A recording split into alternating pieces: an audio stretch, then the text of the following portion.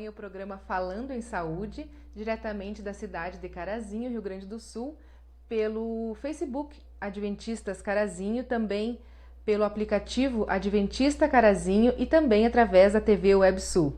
Hoje, excepcionalmente, o programa será apresentado por mim, Fabiana Siqueira, em função de que o apresentador oficial desse programa, o radialista José Vargas, está atendendo às recomendações do Ministério da Saúde, está em casa, em isolamento social, devido à pandemia de coronavírus que assola o mundo todo. Hoje conosco o médico Rafael Espanhol, neurologista, neurocirurgião e diretor médico da UPA Carazinho. Se você tiver alguma dúvida sobre o coronavírus, então aproveite e mande a sua pergunta através do Facebook Adventistas Carazinho. Boa noite, doutor Rafael, que prazer recebê-lo aqui no programa Falando em Saúde. Boa noite, Fabiana, é um prazer estar aqui com vocês hoje. É um momento tão importante que a gente vem passando e trazendo informações para a nossa população acerca dos acontecimentos dessa pandemia que está amedrontando a todos, né? Exatamente. Doutor Rafael, o que me parece mais óbvio nos últimos dias, especialmente aqui em Carazinho, é que embora grande parte da população esteja atendendo às recomendações de isolamento social, ainda tem muitas pessoas que não entenderam por que ele é tão necessário. E o argumento que se usa, que se tem ouvido por aí, que eu ouvi muitas vezes, é de que outras doenças são mais letais e não provocaram isolamento social, nem essa campanha massiva que nós vemos em todo o mundo, né? Como é que se pode explicar para essas pessoas a questão da curva da contaminação do novo coronavírus e a relação entre a velocidade de contaminação e a sobrecarga do sistema de saúde? Essa pergunta é muito importante pelo que, como você colocou, muitas pessoas acham que o poder letal não seria tão grande assim como outras infecções. No entanto, elas esquecem que o poder de infectividade dessa doença é muito maior do que as outras, ou seja, talvez por um número menor de pessoas que tenham uma doença, elas vão infectar mais pessoas do que as outras doenças que a gente já passou uma vez. Dessa forma, o cálculo lá na frente vai dar, se eu tenho mais pessoas infectadas, eu tenho uma chance maior de pessoas com problemas pela doença. Ou seja, a doença ela vem se mostrando com um número relativamente baixo de pacientes com mortalidade, vem se mostrando. Mas esses números podem, de uma hora para outra, aumentar rapidamente em função do alto poder de infecção que a doença tem. Então, uma pessoa com a doença pode infectar um número maior de outras pessoas comparado às outras doenças que se tinham antes. Ou seja, ela é uma doença sim que tem muito poder de letalidade para a população. E o achatamento da curva, né, que se fala tanto, o achatamento da curva seria esparçar um pouco mais a infecção? Isso, o que acontece? Tem-se uma estimativa que até 70% da população vai ser infectada pelo vírus. Então, uma grande questão é a seguinte: em qual momento isso vai acontecer?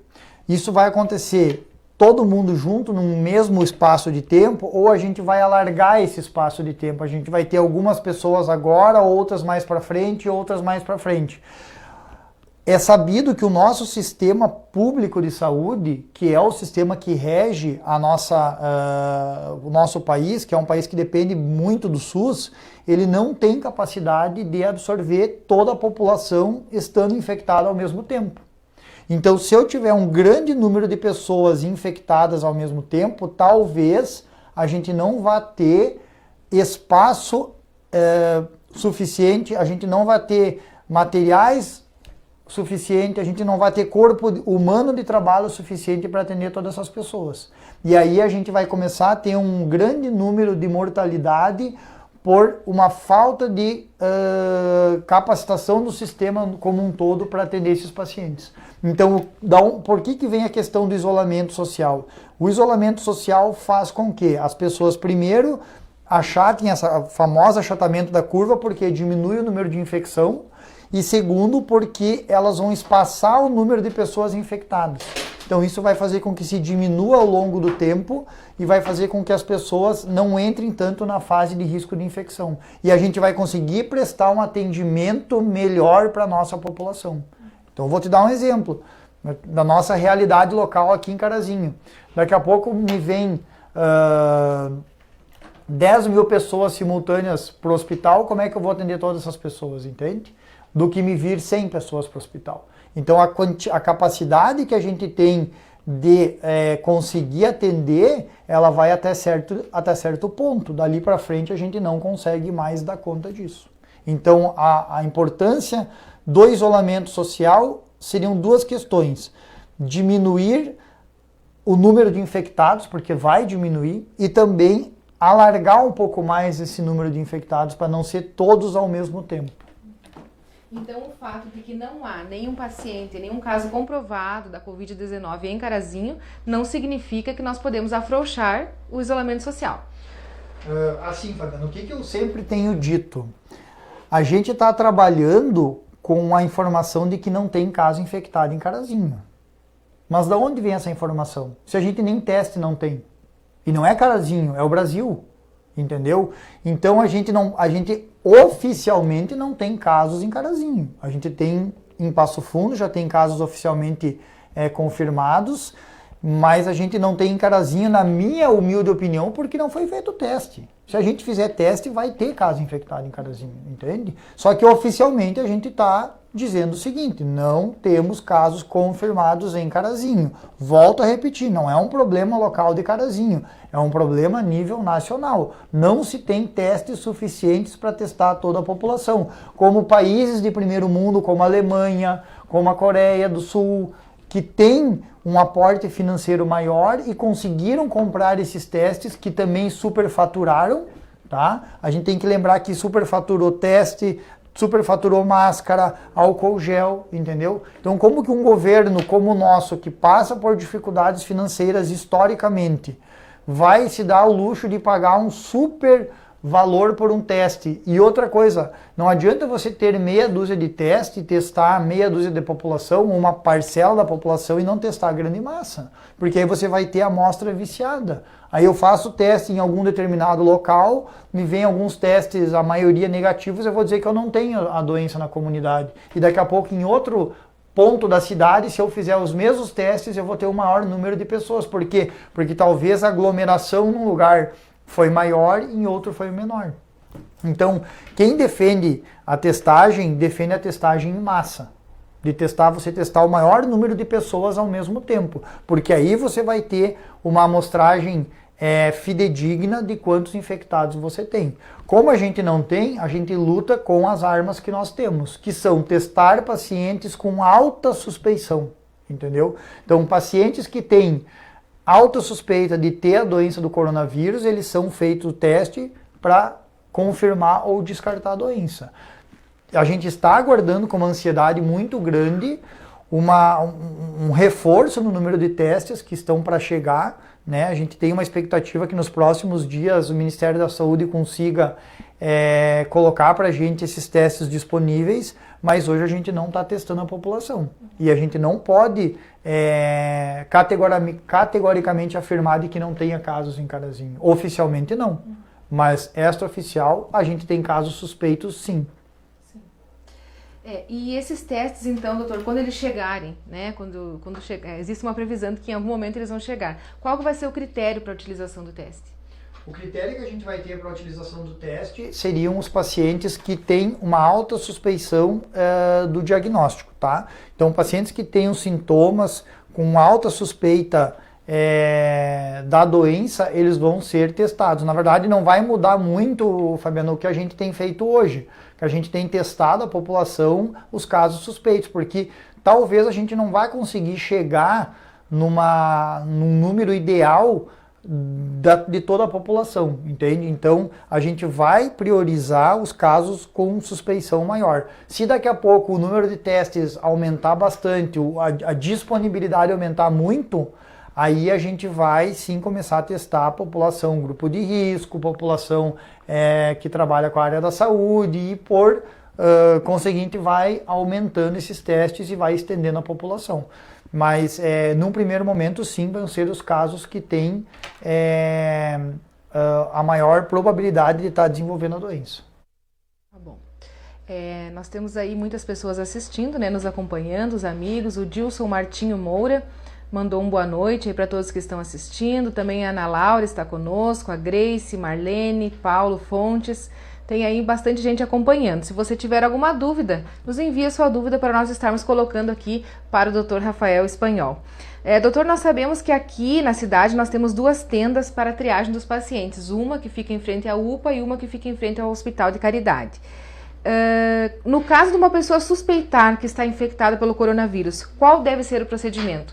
Ela vai atrás desse serviço de triagem, ela vai na unidade de saúde do seu bairro, ela procura o médico da família no próprio consultório, qual que é o caminho? Bom, a gente tem 2 perfis de pacientes, tá?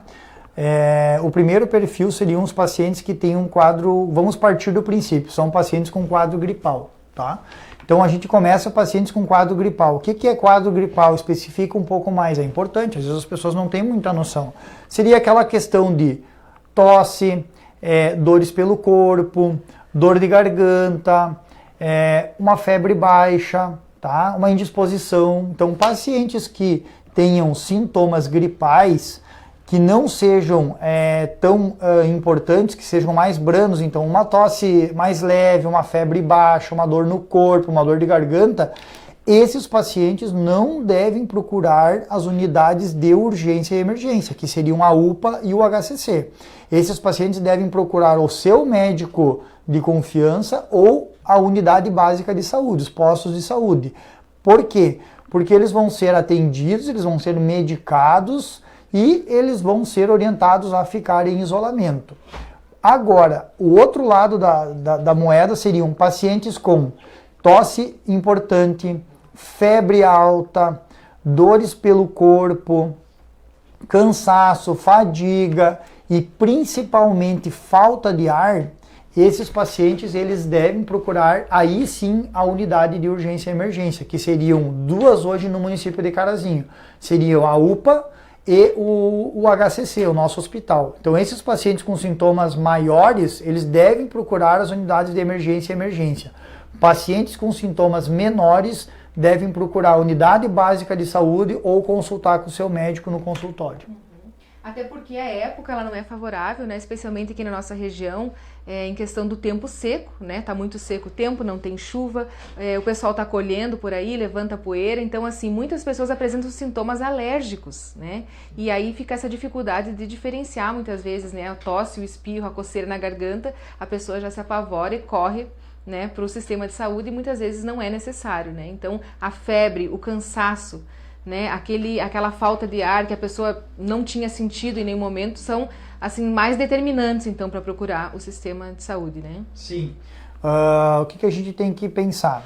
Que casos leves de sintomas gripais, como você bem colocou, esses casos que no momento está se passando, a questão nossa local, regional da agricultura, que esses quadros de uma bronquite, de um quadro asmático, todos os sintomas mais leves, esse paciente não deve estar na unidade de urgência e emergência, que seria a UPA e o HCC. Por quê? Porque se eu tiver um paciente lá com Covid, com coronavírus, aí eu posso estar me colocando em risco e adquirindo a doença portar ao lado de uma pessoa infectada. Por quê? Porque a pessoa infectada ou com sintomas maiores, ela deve ir para lá, entende? Então, o que se montou? Hoje se montou uma estratégia de atendimento no município, tá? Essa estratégia foi montada por um grupo que está dando assessoria às ações da Secretaria de Saúde, do qual a gente faz parte em vista da direção que a gente exerce na UPA hoje. Então esse grupo conta com a Secretaria de Saúde de Carazinho, a parte da direção da UPA, a parte da direção do HCC, a parte das pessoas envolvidas com a Secretaria Municipal de Saúde, onde esse grupo diariamente se reúne para tomar ações em virtude da evolução diária do quadro. Então o que se foi combinado? Que as 2 unidades de urgência e emergência da cidade, que é o HCC e a UPA, elas montaram centros de triagem fora do prédio. Por quê? Porque eu não posso esperar todo mundo entrar dentro do prédio, se misturar lá dentro e eu começar a ver quem tem probabilidade de ter coronavírus, de quem está lá por um quadro de um infarto, de uma crise hipertensiva, de uma queda que se machucou. entendeu? Numa pessoa que se cortou e está lá para fazer pontos, entende? Então eu não posso lá dentro estar misturando esses pacientes. Então a gente, através de um consenso, através de orientações do Ministério da Saúde, a gente criou tendas na frente dessas unidades, tanto do HCC quanto da UPA, que são as famosas tendas de triagem. Nessas tendas de triagem existem profissionais paramentados, com EPIs, com todo equipamento de segurança, para ele direcionar o paciente para qual lugar o paciente vai. Então, o paciente que chegar com sintoma suspeito de quadro gripal, potencialmente podendo ser um coronavírus, ele vai ser direcionado para dentro do prédio, para uma unidade, para um local onde só tenham esses tipos de pacientes.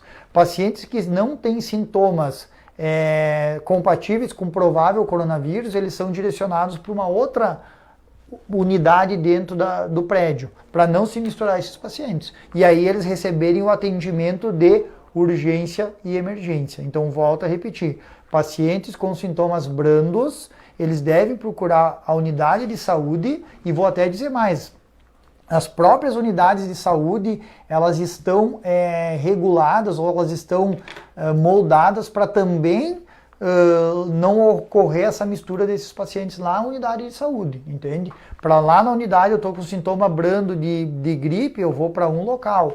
Eu estou lá porque eu vou constar para ver a questão da minha pressão que está desregular, eu vou para outro local lá dentro. Então isso também fez parte do que a comissão criou para tentar de todas as formas isolar esses pacientes. Mas aí eu vou puxar o gancho da conversa.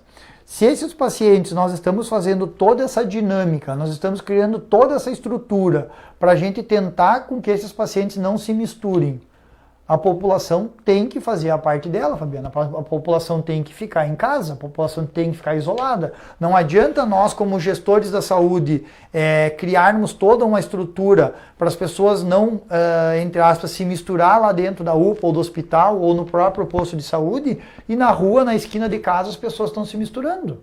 Entende? Então daqui a pouco eu me misturo aqui na minha rua, no meu bairro, eu vou aqui me misturar com meus vizinhos e conversar, e daí quando eu chegar lá na UPA, daí eu vou ser direcionado eu para um lado e ele para o outro. Ou seja, aí a gente está fazendo um papel de bobo, porque a gente está criando uma estrutura técnica de atendimento e a população não está fazendo a parte dela. Tá? Então assim, a gente vê sim muitas pessoas conscientes, muitas pessoas isoladas dentro de suas casas, muitas pessoas saindo para fazer somente o que é necessário. No entanto, a gente ainda vê na rua pessoas andando sem rumo, tá? Que deram uma saída para ver uma coisa que não era essencial, deram uma saída banal, porque estavam entediados dentro de casa. Entediado dentro de casa, todo mundo vai ficar. Agora é um mal necessário para o bem da população e até para a própria pessoa. Porque daqui a pouco, numa saída dessas que ela dá para a rua, ela pode estar adquirindo a infecção de outra pessoa e tendo complicações sérias para frente. Nesse sentido, doutor, nós temos uma pergunta do Dilson Moura, que é lá de Saldanha Marinho, e ele pergunta: caminhar ao ar livre, sozinho, sem encostar em nada, tem algum risco? Teoricamente não. Teoricamente não, mas aí eu vou partir para uma questão técnica. O Ministério da Saúde autorizou. Ele disse que se eu for praticar atividade física isolado, sem ter contato com outras pessoas, eu estou liberado. Agora, a Sociedade Brasileira de Atividade Física contraindicou.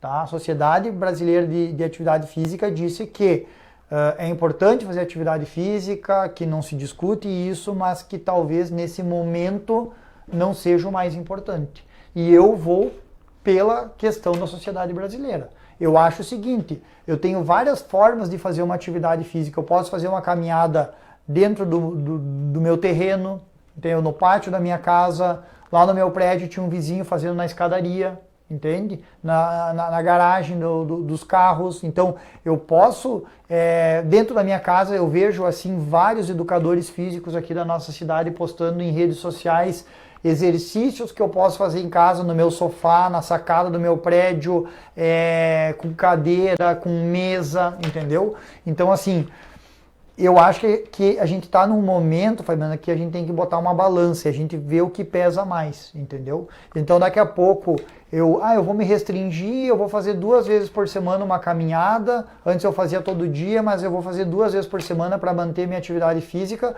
daqui a pouco numa dessa saída que eu dou eu adquiro o vírus e aí eu posso estar me botando num problema sério, entende? Então a nossa orientação é, teoricamente não haveria problema, poderia sim sair fazer uma atividade física, isolado, não ter contato com outras pessoas, mas se possível não fazer, ou fazer em casa, ou fazer atividades mais restritas. Certo, e também tem mais gente entrando aqui, participando conosco, Luciano Pereira, Carlos Henrique Pedrotti, Severiano Riveiros, que é de outro país, se não me engano, depois o tio Aldo pode confirmar, o seu Aldo, que é nosso técnico aqui, pode confirmar. Doutor, sobre a prevenção, além dos cuidados básicos que todos nós já conhecemos, que é lavar as mãos, usar álcool gel, usar o braço para tossir, né, ou espirrar, há algo que se pode fazer efetivamente para melhorar a imunidade do corpo? O que a gente pode fazer para melhorar a imunidade do corpo é ter uma qualidade de vida saudável, né? Então é se alimentar adequadamente, é ingerir líquidos, é estar bem hidratado, é ter qualidade de sono, não se expor a situações mais complexas, um frio extremo, um calor extremo. Então isso seriam as medidas gerais, tratar a pressão alta, tratar o diabetes. Então essas seriam as situações onde a gente poderia ter uma qualidade de vida melhor. Efetivamente eu melhorar a minha imunidade não tem como, tá? A gente já viu aí em mídia as pessoas difamando que tem um soro da imunidade que vai prevenir, não tem, tá? Cientificamente tem alguns estudos que se pegou plasma de pacientes infectados e processou e fez transfusão para adquirir imunidade, mas é uma coisa muito experimental ainda, não é uma coisa que está em cadeia já sendo utilizado. Então, assim, de fato, são aquelas ações diárias de qualidade de vida, tá? E as ações de isolamento. Mais do que isso não tem mágica, não tem o que inventar mais do que isso. Doutor, em relação à medicação, o que é verdade, o que é mentira, a questão da cloroquina, outras questões que surgem aí, o que é fake news, né? A gente fica meio perdido nessa época com muita informação. Em relação à medicação, existe alguma coisa concreta? Em relação à medicação, a hidroxicloroquina e a azitromicina se mostraram promissoras no tratamento de pacientes com quadro grave, tá? Então vamos sempre lembrar, houve uma corrida às farmácias para adquirir esses medicamentos e daqui a pouco um quadro gripal eu começar a tomar. A gente não pode esquecer que hidroxicloroquina é um imunossupressor, então pode dar problema na saúde, né? A gente tem pacientes hoje com doenças reumatológicas que fazem uso dessa medicação, então ela pode dar problema renal, pode induzir insuficiência renal, pode dar problema medular, da medula óssea, então não é um medicamento que se sai tomando por aí a qualquer tosse ou qualquer espirro. Alguns estudos muito pontuais com um número pequeno de pacientes mostraram que esses medicamentos foram promissores no tratamento de casos graves. O que é caso grave? Aquele paciente que está dentro da UTI, que está em sedação, coma induzido, que está entubado, que está em ventilação mecânica com o aparelho dando oxigênio para ele, que tem um quadro grave de inflamatório pulmonar. Então, um número pequeno de pacientes aonde se testaram essas drogas mostrou-se eficaz no tratamento. Mas para a gente poder ter esse tratamento em larga escala, em massa para a população, a gente necessita de estudos maiores, com maior número de pacientes. Mas por que, Rafael? Porque daqui a pouco o remédio ele pode, num número maior de pacientes, mostrar que ele traz, às vezes, efeitos colaterais mais graves do que o benefício que ele iria trazer. Então, daqui a pouco, aquele número pequeno de pacientes eram pacientes que talvez, vou dar um exemplo, não tinham um problema renal. Liberado, como foi no H1N1 o Tamiflu, né? Então a gente não tem um medicamento dessa forma hoje para infecção por coronavírus. A gente tem hipóteses, a gente tem experimentos, a gente tem postulações de que alguns medicamentos poderiam ajudar. Mas hoje, se chegar um paciente com coronavírus, num quadro grave, num quadro de infecção pulmonar gravíssima, ele vai ir para sedação, intubação, ventilação mecânica, UTI, que hoje a gente ainda tem vaga, mas se a curva começar a crescer exponencialmente, daqui a pouco não vai mais ter vaga em UTI, e aí a gente vai ficar com esses pacientes tratando eles em situações daqui a pouco adaptadas, que não são um ambiente ideal, entende? E aí a gente vai começar a ter esses quadros graves indo a óbito porque a gente não consegue ofertar um tratamento de qualidade. Aonde está acontecendo isso? Lá na Itália. Lá na Itália, na região da Lombardia, que é onde está o epicentro da doença, que já não é mais lá, agora já é em Nova York. Né? Eu estou dizendo pelo número de casos infectados e o número de mortes, mas na Itália, que era até pouco tempo, lá na região da Lombardia, os hospitais entraram em colapso. Não se tinha mais vaga em UTI para pacientes, não se tinha mais vaga em centros de terapia mais especializados. Então a gente estava tendo tratamento de pacientes um ao lado do outro numa unidade de emergência, sem respirador. E nós estamos falando do quê? De um país de primeiro mundo, que teoricamente tem um aporte financeiro melhor que o nosso, que está dentro de uma união chamada União Europeia, que pode conseguir recursos de outros países de primeiro mundo. Aonde nós estamos? Nós estamos no Brasil, que é um país de terceiro mundo, rodeada por países de terceiro mundo. Ou seja, que um aporte econômico não é tão bom assim. Então, um país maior, com um número maior de problemas. Então, se a gente vê isso num país como a Itália, se a gente já está vendo isso num país como os Estados Unidos, uma cidade como Nova York, extremamente rica, já está entrando em colapso, imagina o que vai sobrar para nós. Então, a gente volta a repetir. As previsões de aumento da curva da explosão de casos infectados vai ser daqui para frente, num prazo aí de 10 a 20 dias. Então, a gente não é pessimista, Fabiana, a gente é realista, tá? São coisas diferentes. A gente acha de que ainda tem muita coisa ruim por vir pela frente. Então, voltamos a repetir, a única forma da gente tentar melhorar tudo isso, da gente tentar se precaver de tudo isso, da gente tentar evitar o pior, é o isolamento social, é o isolamento de contato entre as pessoas. Isso é muito importante que a população se conscientize e continue fazendo. Ah, mas a minha situação da economia, como é que vai ficar? Que é um ponto que está muito falando até então. A situação da economia, com certeza, ela é prejudicial de A a Z, para toda a cadeia, para o trabalhador individual, para o informal, para o carteira assinada, ele é ruim para todo mundo, entendeu? Para o comerciante, mas daqui a pouco, se a gente entrar num colapso do sistema, se um número grande de pessoas começar a ficar doente, eu criei uma palavra que resume tudo isso, a cicatriz vai ser maior, entendeu? E a cicatriz, quanto maior, ela demora mais tempo para fechar. E a gente pode ter sequelas a um prazo mais longo do que se hoje a gente estiver seguindo essas orientações.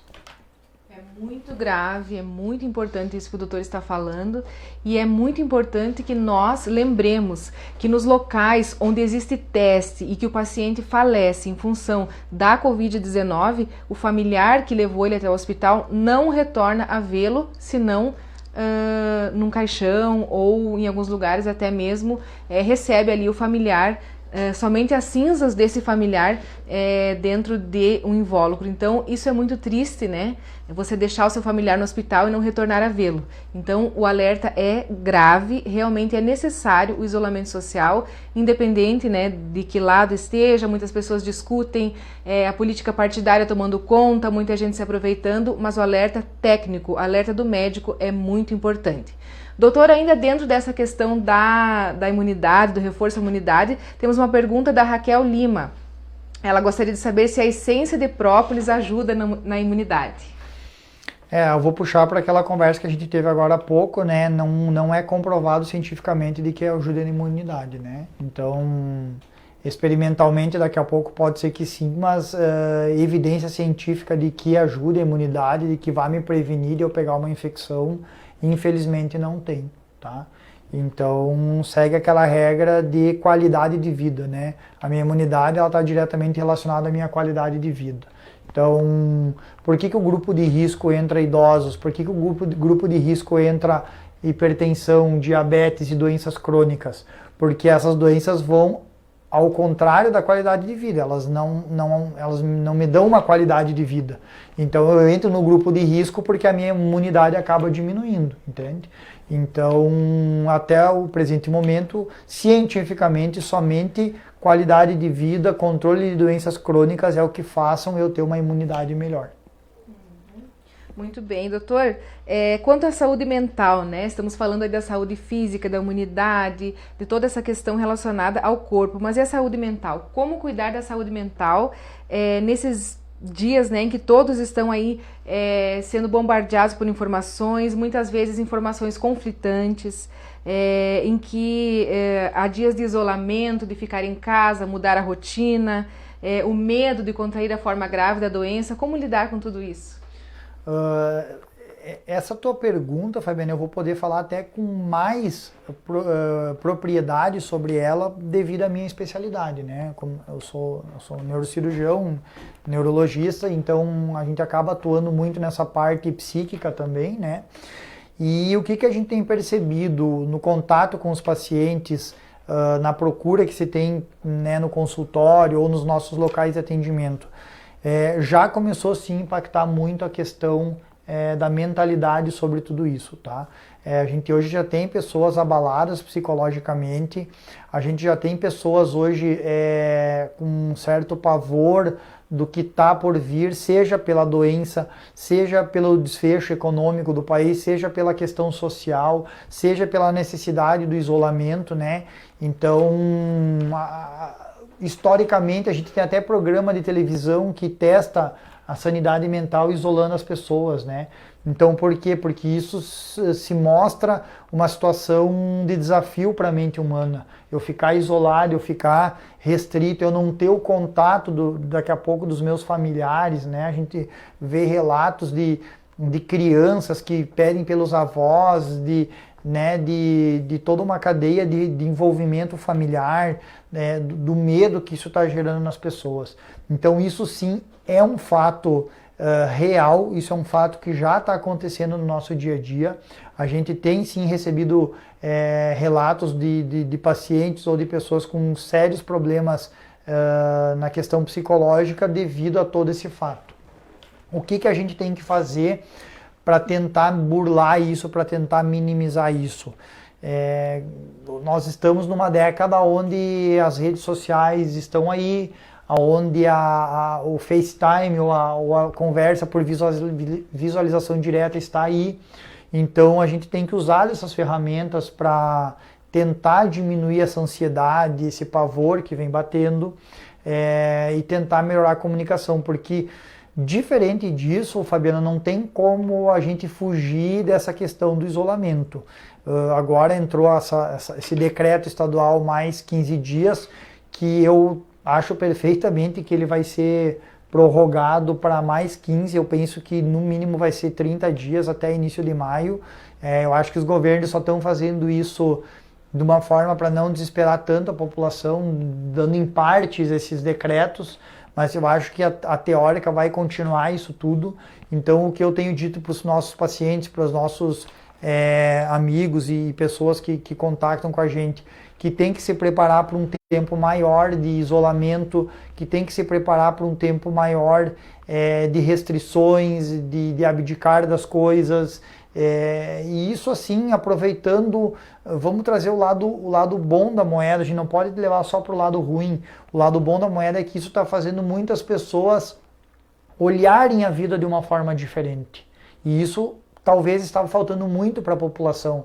A população estava muito moldada a trabalhar, a se dedicar somente à parte profissional, a ver menos essa parte familiar, essa parte da sua casa, das suas coisas, entende? E talvez esse freio que está vindo, esse baque que está vindo, vai fazer com que as pessoas olhem a vida e o mundo de uma forma diferente. E isso também tem um lado positivo, né? Isso está aumentando a inter-relação familiar, de quem mora pelo menos no mesmo cômodo, está passando mais tempo junto, está conversando sobre a história da sua família de antigamente, que jamais teriam esse tipo de conversa. Isso são relatos que chegam para a gente, dos nossos pacientes. Então, acho que a gente tem que usar a tecnologia a nosso favor, no sentido de inter-relações com nossos entes queridos, com familiares que não residem com a gente, usar essa questão de telefone, de rede social, de internet, e tentar mentalmente se preparar para tudo isso que está acontecendo.